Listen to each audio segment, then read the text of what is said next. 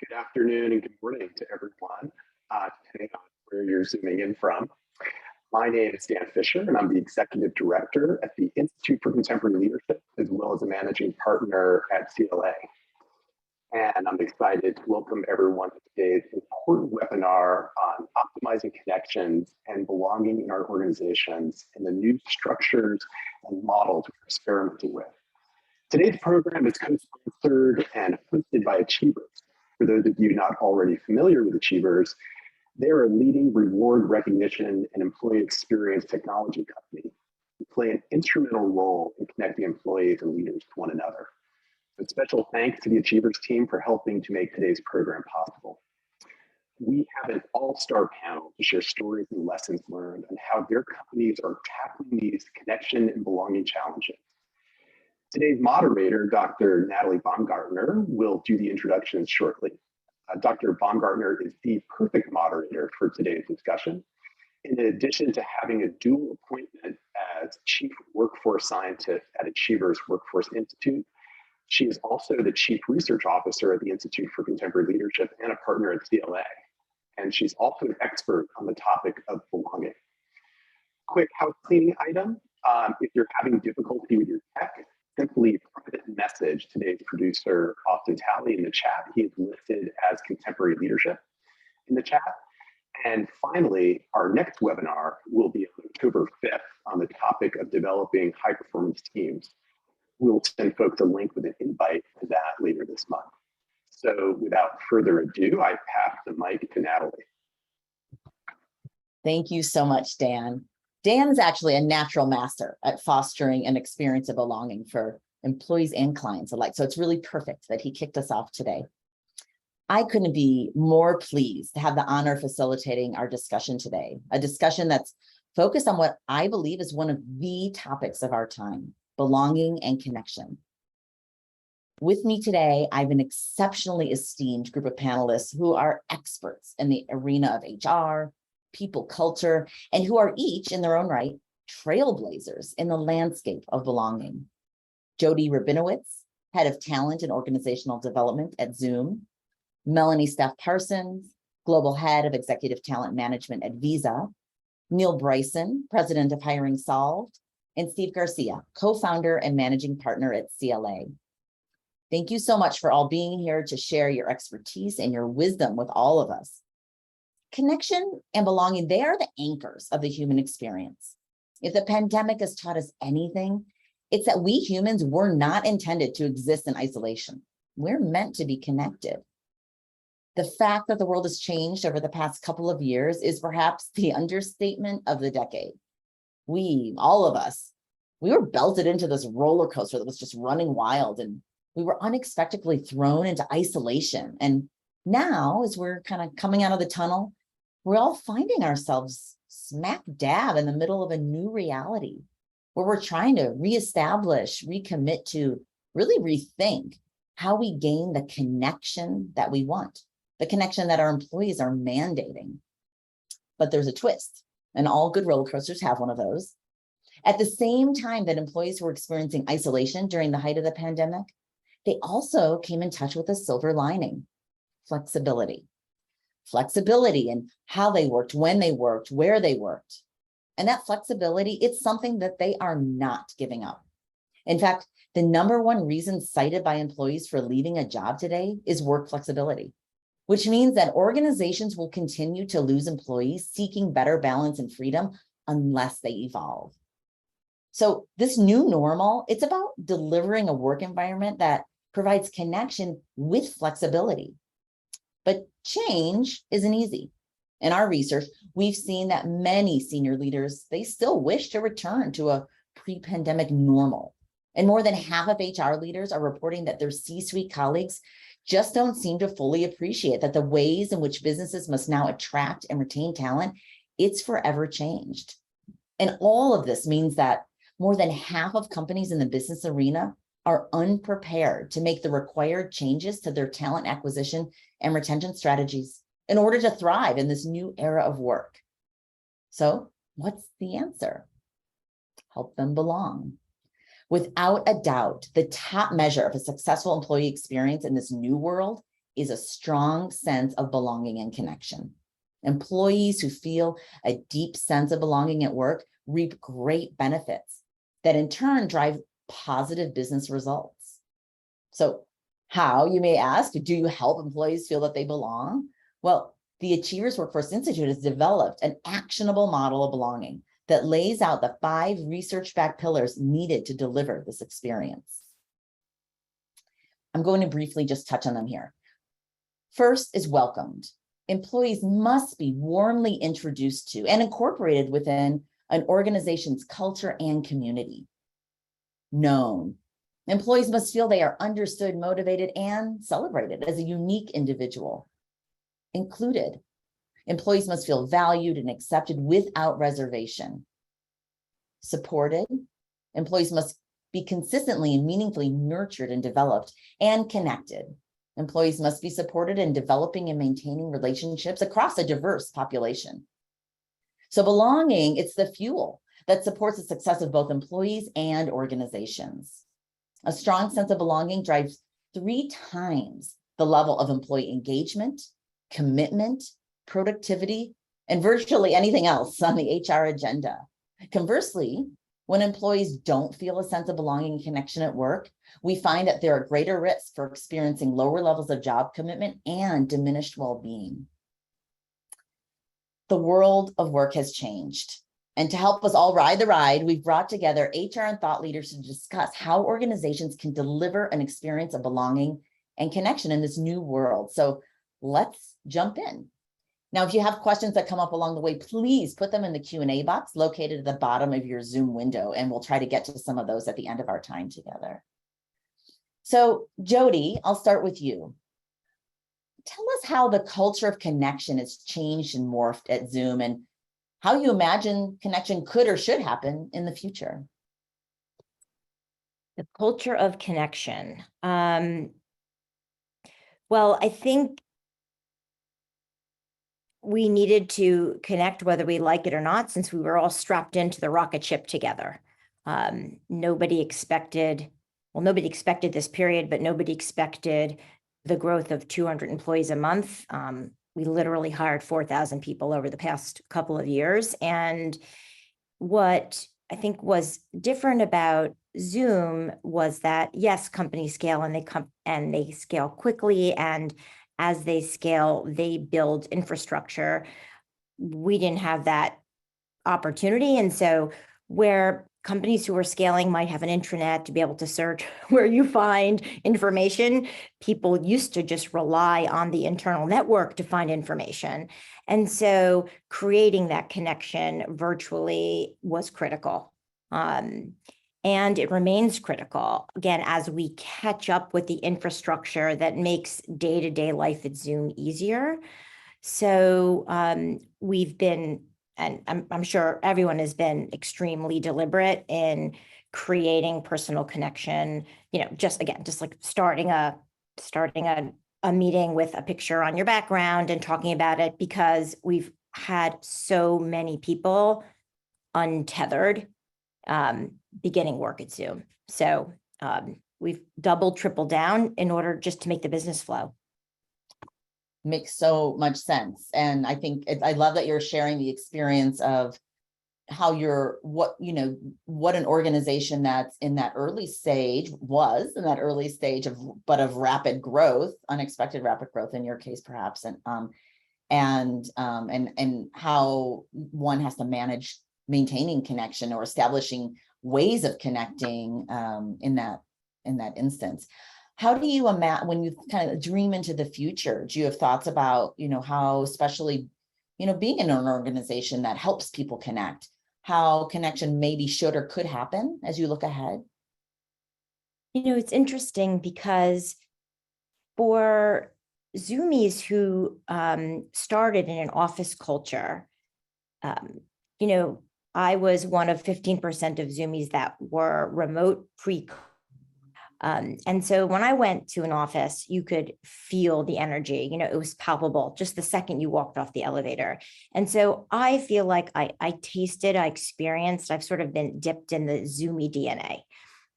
But and so in some ways, those who've experienced the office culture are sort of culture carriers, like they say, it's sort of early purists. The people that have joined during COVID have no connection to that, none. And they've come from all different companies. And so what I hope happens is that office culture, which now when you walk into the office it's like, wah, wah. I mean, it's sad. I mean, there's empty spaces. There's no energy.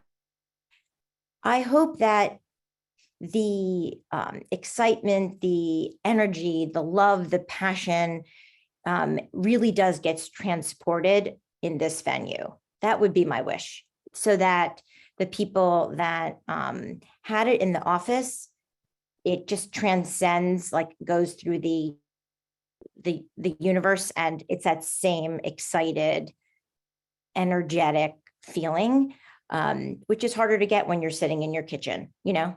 But that would be my wish, that same office experience and feeling is similar no matter where you are. Yeah, absolutely. I think that you said that very eloquently. Is there anyone else who has a thought on, culture changing around during the course of the pandemic? Melanie, I wonder if you have thoughts on that, at ways, whether that's you've experienced that at Visa, where how you connected before change and the impact that might have had on organizational culture, how it feels to be part of Visa. It's a little hard for me to talk about change because I only joined Visa 6 months ago. However, when I joined remotely because we had delayed the return to office because of the latest wave of COVID. But I found myself wanting to come into the office very much. And just to give some context, Jodi, just as Zoom expanded significantly, Visa, which is a global organization, we comprise of 25,000 people worldwide now. But just in the last year alone, we grew by almost 4,000 people. So again, significant increase in people joining the company. And therefore, a lot of people new to the organization, new to the culture, joining remotely to begin with. And we do have, there are some remote workers, but the focus is really on people being in a hybrid environment, so that the majority of our employees are connected to an office, and the goal is that up to 50% of someone's time is spent in an office environment. And so it's so I think that connection, so there's, in this hybrid environment, I think the office serves as an amazing place to be a kind of key touch point to also get that energy and build connections there, because one of the things that I think is a challenge for all of us working remotely is it's great, you can build really strong relationships, but you don't have peripheral vision when you're working through a screen. And so the opportunity to turn to someone next to you when you're in an office environment and say, you know what, we've been speaking a little bit, but we've never actually had a conversation. Let's have a coffee when we're next in the office next week. So there's some of that connection point that you can build from the human interaction is really key.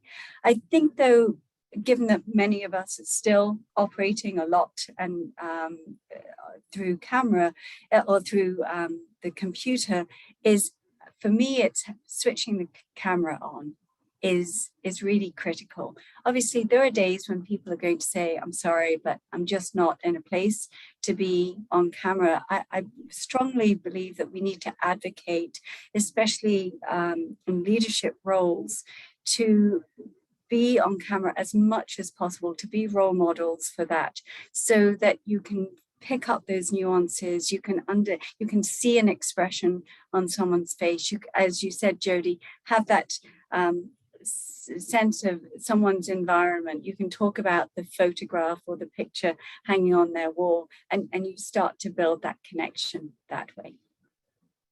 I really agree with all of what you just shared, Melanie, and the power of the visual has become so clear to all of us. If we ever underestimated the impact of seeing a human face, I think we've gotten the message. And as someone who speaks a lot at conferences and webinars and such, it's hard for me to remember that a couple of years ago, no one would have their camera on while we were doing, presenting a webinar. It was like rare, very rare.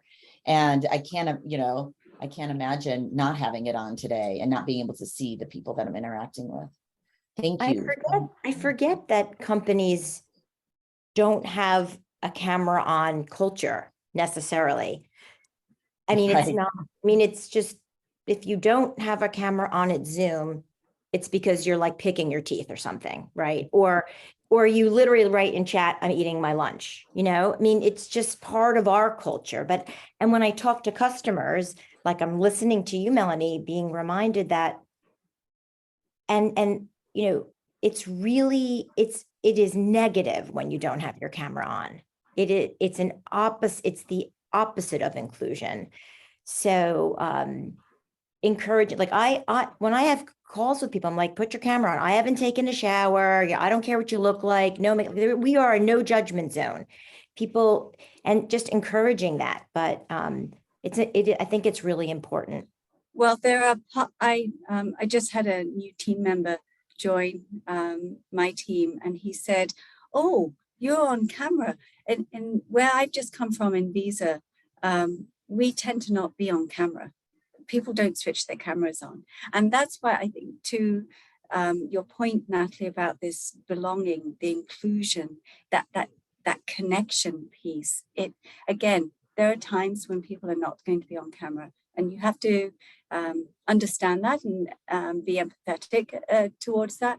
But I think it just helps that connection. That's my personal view. Absolutely agree. Natalie, I think it strikes me it's a really exciting time for Zoom and other platforms, because the same way sort of Steelcase shaped sort of work culture through the work that they did in face-to-face environments, Zoom has the opportunity to do that now in terms of the features they embed in the platform. What can be done to ensure that this setting is as energetic and as exciting as what it feels like when you get off the elevator, right? And you hear that sort of buzz and that hum. I think that's an exciting opportunity. So I will spare you putting on an avatar of a dog or giving you, I can put on my dog avatar, or I could give you a graduation hat, or I could put on my devil ears. And these are literally ways where people are kind of on camera, but not on camera. So my team was joking with me, and they all showed up as avatars. So they were all there, but one was a dog, one was a cat, and we're playing with adding those features again. So if you're not comfortable but you still want to be present, it was sort of an interesting connection for me, Steve. That's such a great nod, both Steve and Jodi, to one, that the necessity and the importance of using virtual tools to convey culture, a sense of culture, how we do things here, how, who we are, how we want to interact.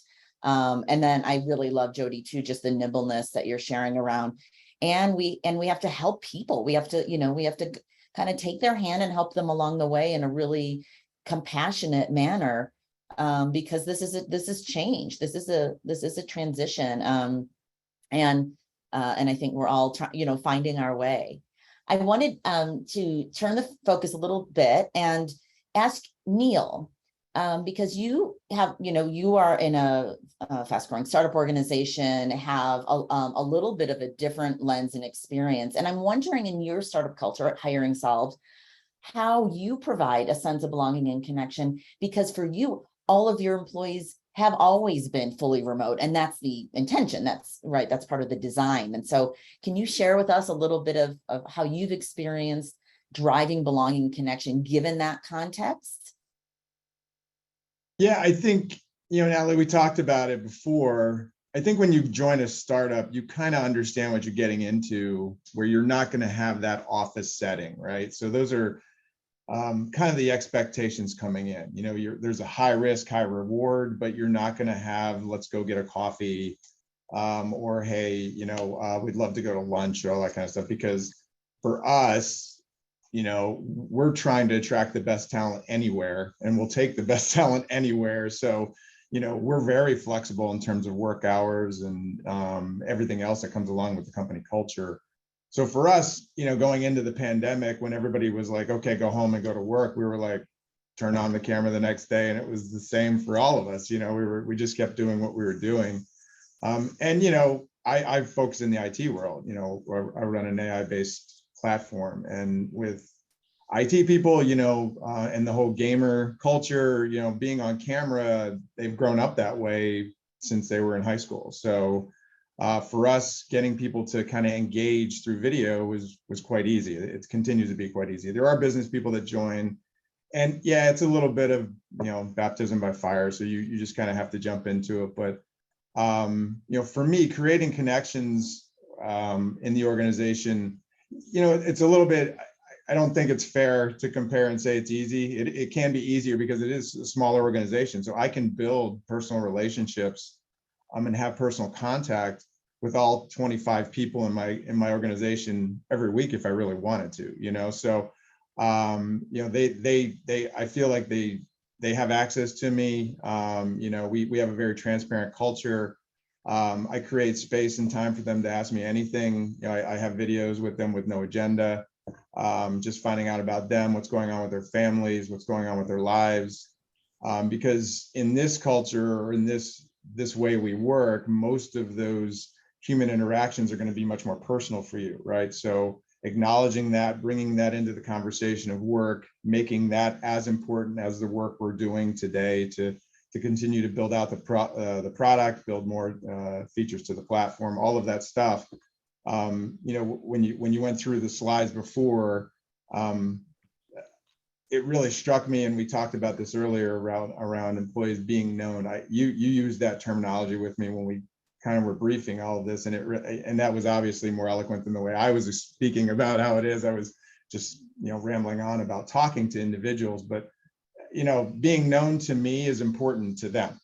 And I don't think I realized that until you and I were actually talking about it, because I was like, well, you're like, how do you do it? And I'm like, well, I just ask about their families. I talk about their lives, and I try to be very interested in what they're doing. And I'm just curious by nature anyway, so we can get off on tangents and things like that. Some of the conversations I have are not even work related for an entire hour.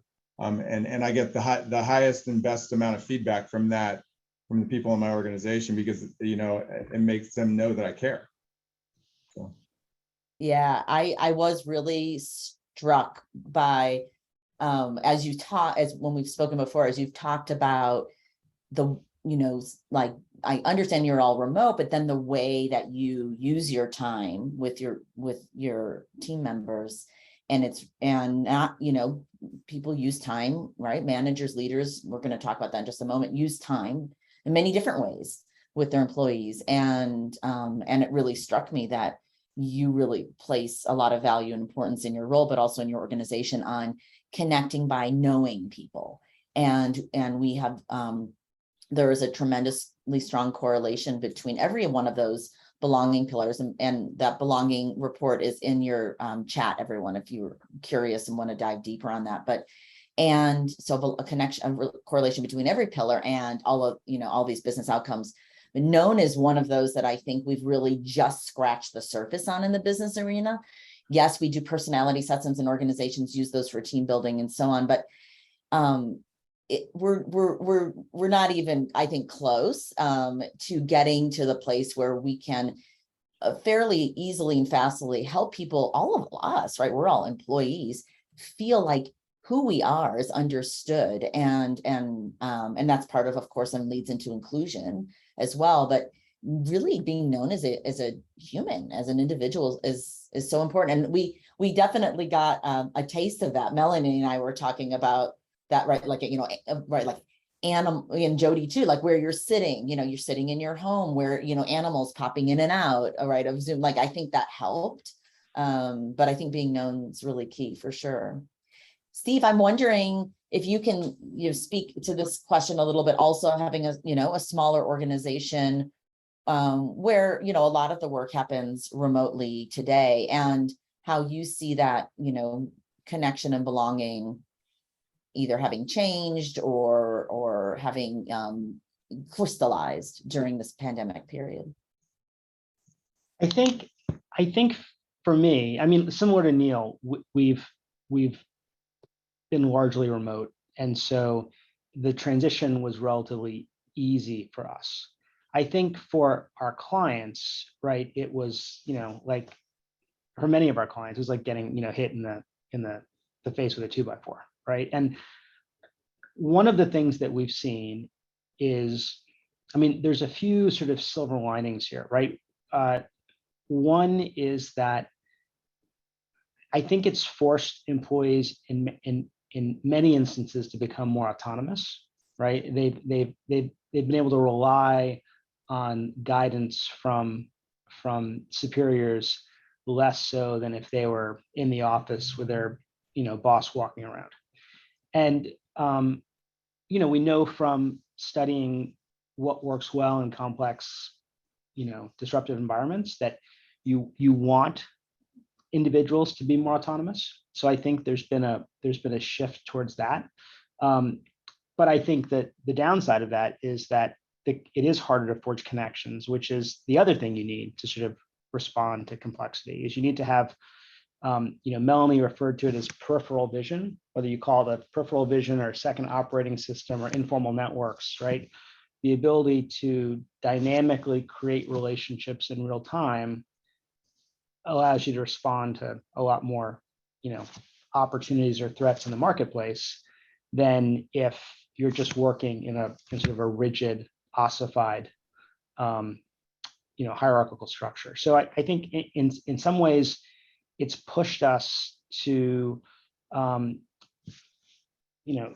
generate more independence and autonomy among folks who might be lower down in the organization. But at the same time, it's sort of limited their ability to connect. And so unfortunately, those things are in sort of opposition. Can I offer a counterpoint? Although I'm not, I 100% agree with everything you said. Now I'm going to add something around this venue. No matter where you are in the organization, let me just back up by saying, as we know, COVID is the great equalizer. Doesn't matter whether you're an executive or you are on the janitorial staff, everybody's been affected, but everybody in the square has been affected by COVID one way or another. And I was doing a talk for another organization. I think I found a stat like 17% of people have cried in front of like their boss. And in the olden days, like when I grew up, it was like, never cry in front of your boss.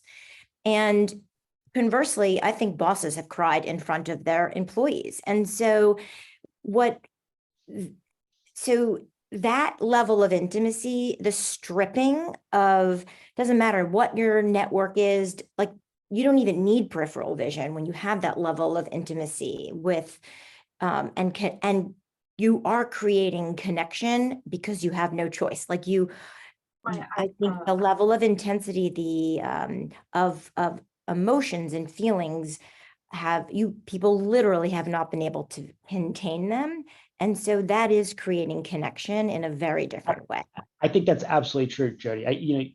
You talked about familiarity, right? And the two things that build connection are familiarity or commonality, and being in the same space. And that space can be virtual, like we are right now, or that space can be, physical. But when you bring people together into the same space, be it virtual or physical, and you explore what they have in common, you share that with them, or alternatively, you create commonality between those people, more likely than not, you're going to forge a relationship. You can't mandate that people become friends, but you can create the conditions in which they do. And I think you're exactly right. And the intimacy that's driven by this interaction, seeing people live, their pets, their kids, the mailman, all that, I think drives a lot of familiarity. But I think it also, I think it builds trust as well. If you're intentional, and trust is so foundational to that sense of belonging. And so being really intentional when you're managing your energy as well, because we know we can all get tired. Some people get really exhausted being on screen, but managing your energy, and then you can be intentional and you can build really deep trust. Sorry, Neil, I cut you off. No, I was going to make a similar point. I was going to, commend Jodi for talking about this. I don't think we talk about people being vulnerable enough, right? And showing that vulnerability, and then, openly accepting that creates the trust, Melanie, that you're talking about, and I believe going through hard times brings people together even closer, right? And, for me, I'm a little bit older. We have some very young people in my organization. When COVID hit, a lot of people that work for me were under the age of 25, 26. And let's be honest, that generation hasn't seen any adversity. My age, we've been through 9/11, we've been through the stock market, the dot-com bust, we've been through the financial crisis. We were all like, well, we're going to go home and we're going to, we were worried like we'd never seen a pandemic, but we always figure it out. We always seem to persevere through. And you're right. A lot of people became very vulnerable. I felt like I became more of a counselor than a leader. But that's what they needed through all of this. And again, we were able to do that through video too. I think that, we're human beings and we're social and we crave interaction no matter how we can do it. And that's how we were able to do it. And that's how everything has just kind of shifted, exponentially. I mean, all the paradigms are broken now. It's amazing to me to continue to hear some of the struggles that you all are maybe having, or even in bigger organizations where the old guard is saying, get back in the office, and the only reason is because they feel like, well, we're better together. And it's like, well, we've been together for 2 years through quite a crisis. So I don't know if I understand that. In a startup, I'm happy to hear those things because I will pull your talent away from your organizations. And there are thousands of us like that out there. So, because we'll open our arms and say, you can work any way you want with us, obviously I can't give you the benefits that Zoom and Visa can give you, but hey, you don't have to pay for childcare, and if you want to have a video call and have your son or daughter on your knee and we spend 15 minutes with your son or daughter, that's fine with me, so. I mean, I think an upside, as I'm listening to this conversation, is many of us work in either global teams or with people in multiple locations that working like this now has actually created in some ways more inclusion, because it's not a case of, oh, well, so-and-so can't join the meeting, that's a shame, but there's effort to use technology to create greater a sense of community and inclusion, even if, because just recently we actually had a team meeting in the office for the first time, and one of our colleagues couldn't come because she got COVID. And so, but we were able to still figure out and include her in that meeting using the technology, using screens, and we felt as if she was in the room. I think she felt as close as she could be to being in that room. So we've learned some there are some good habits that I think we've learned. There's a greater, we talk about vulnerability, building trust. There's, I think overall, greater empathy overall. At least I like to think that there's an opportunity for greater empathy. I think Melanie I'm sorry. Go ahead, Steve. I was going to say, I think Melanie raises a really good point in that there were all sorts of people who, maybe they were in the field or it was a smaller site overseas, who invariably were on the outs when they were, connecting, via, platforms like Zoom prior to the pandemic, because it was 3 people, 1 in Asia, 2 in Europe, and then there were 8 people in the US sitting in a conference room. And the folks overseas or the folks in the field, despite they're staying up late to be on the call and doing their best, they never had that same level of inclusion. But now when everyone is forced to be remote, everyone, it's, as I forget who said it, maybe it was Jodi, it's the great equalizer. And I also think that, just also build on Melanie's second point about vulnerability, we all need to be a little bit more vulnerable in today's world, because today's world is constantly changing. And if you're not willing to admit that you might be wrong, then you're going to get stuck pursuing a course of action that's going to be obsolete and you're not going to know it. And so I think the vulnerability and the empathy that Melanie talked about, that has really deepened, and that is something we can build on. I think we can really learn from going forward. How do we maintain and keep that? I think that's an important question. People have been their most authentic selves in their most comfortable setting, which has contributed to the ability to build trust. Because when you are wearing clothes or maybe putting on makeup and having to curl your eyelashes,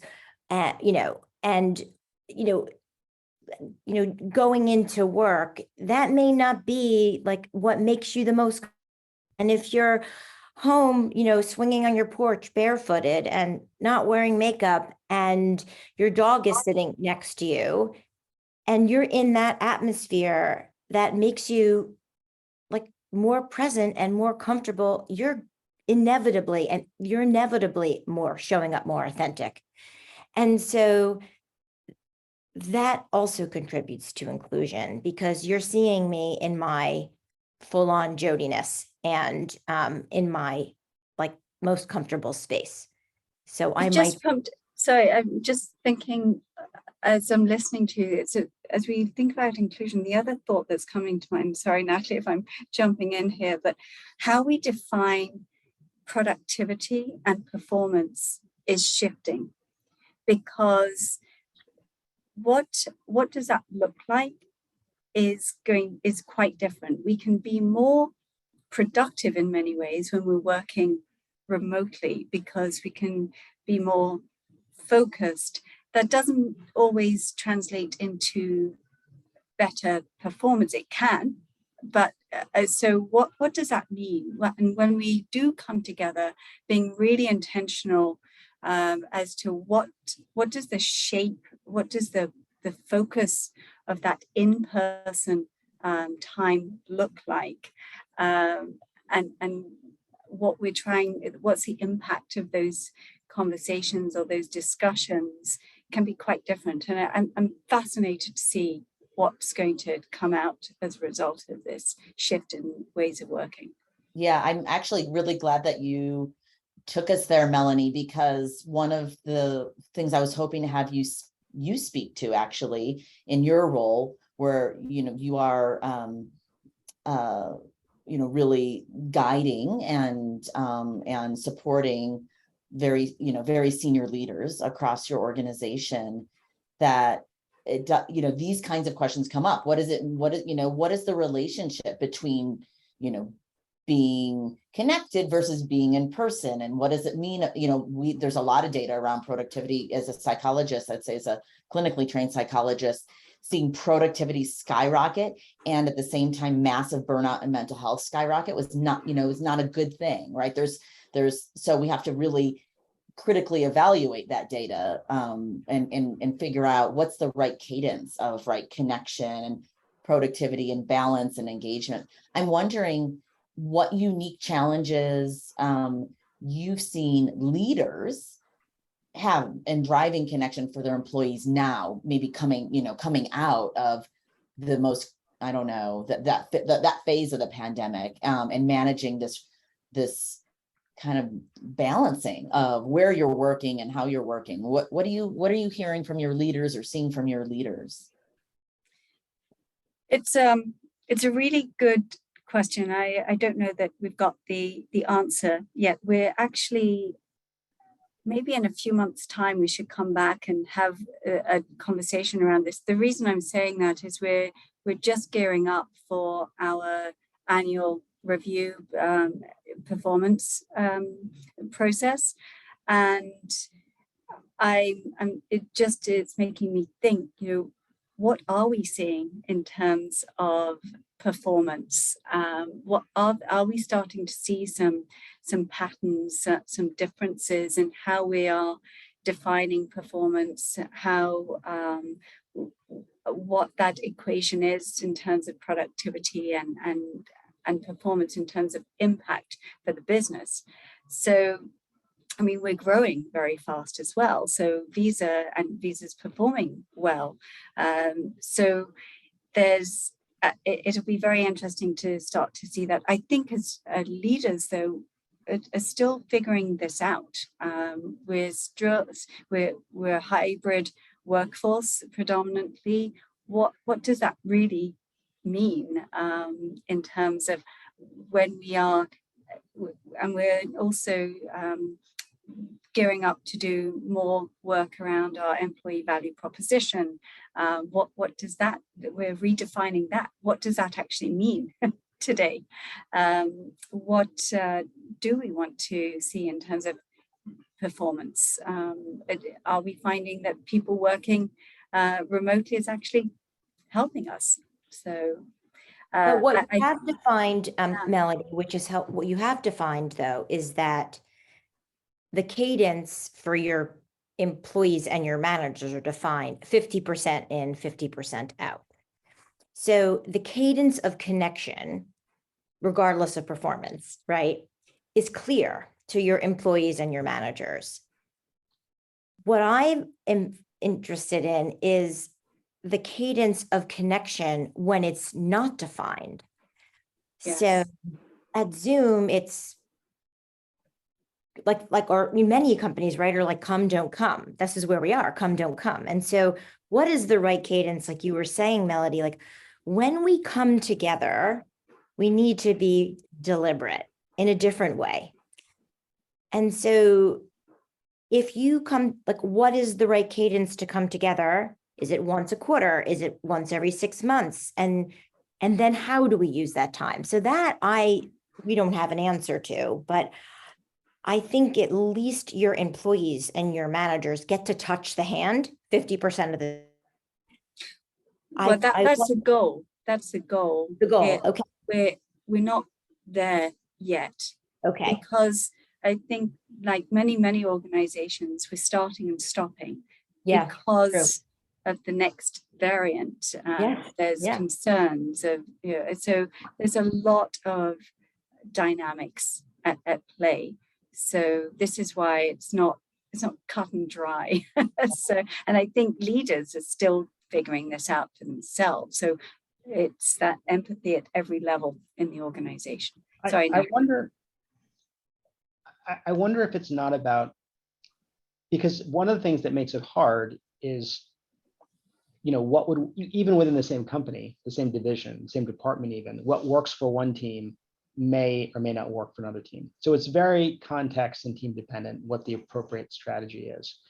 I wonder if it's not about setting policy, but it's about establishing principles and then allowing the respective, department heads, team leaders, whatever, determine what the right frequency and cadence is. So if it's 50%, if that's the principle, then allowing the folks on the ground who have the best sense of how to make that work for them determine what's the right way to implement or execute that principle. Steve, I actually, as I know we're coming to the, a little closer to the end of our time, and I've been wanting to ask you this question. So that was the perfect transition. You have bring to this panel unique expertise in using data to understand organizational networks and connection. You do that for CLAs, clients, and all the time to help them answer. Heck, I did it for Neil. You did it for Neil. Yeah, it was really exciting, actually. It was great. Yeah. Well, love it. Like maybe Neil wants to chime in. But first, Steve, I want to ask, what have you, like, in just a few words, like what have you learned from analyzing network data about how connection is happening inside companies that might help everyone listening or leaders create that experience for their people? Well, first of all, I could talk for hours about this, and I would make your ears bleed, I'm sure. So it's difficult for me to summarize it on the bumper stick version, but that's on me. So I think one of the things we've learned is that networks have huge impacts on performance, both at the organizational level, at the team level, and at the individual level. There's just, the research on that is just overwhelmingly conclusive that the structure of the network has a huge impact on how the organization people perform. We found that the structure of your own personal network is 5 times more predictive of your performance than many other factors, including education, experience, even cognitive ability. So we know that really matters. I think the other thing that I think is challenging is what we've realized is that more is not better. So we really can only maintain 12 to 18 really strong reciprocal relationships. These are the relationships where you will drop what you're doing to help someone else, or they'll drop what they're doing to help you. Fewer than that, and you're probably not maximizing your impact as a leader. More than that, and you really risk getting overloaded and bogged down. So the question becomes, how do you optimize the configuration or pattern of those relationships for what it is you're trying to achieve at an individual level? At an organizational level, what we found is what I shared earlier, is that it's the relationships form when people have cause to spend time together, right? And that could be they're in a meeting, like they're in the same space, right? Or they have some common goal, or that's why when you first meet someone, it's like, oh, where do you live? Do you have kids? Where'd you go to school, right? We're looking for commonality through which to forge connections. So there was a question in the Q&A around, okay, so what do you do with that, right? I think there's lots of things you can anytime you can set up those two circumstances, and we've done that with like peer learning circles, or there's platforms that will match people using AI that are really cool. So have coffee dates that get scheduled for you. There are, you can set up mentoring programs that purposely forge mentoring relationships across silos in the organization. There's lots of things you can do to help build that sort of peripheral vision that Melanie was talking about earlier. And so that's one of the things we like to do, is understand, what does the network look like today versus what do you want it to look like? And then what can you do to intervene and change it for the better of all the employees, as well as the business and its customers. Yeah, I really appreciate thinking about, right, what's the right type of connection. And I think one of the themes that's been coming up in this conversation we've been having together is the necessity and the power of being more thoughtful, more strategic about how we're connecting people, where we're connecting people. You've all shared so many great examples or reflections on what connection can and needs to look like now, that engagement went up for most organizations a lot during the pandemic. And I can tell you that those of us who are business psychologists, business consultants wouldn't have predicted that. Like that was not the prediction people were talking about, like whenever, when the lockdown happened.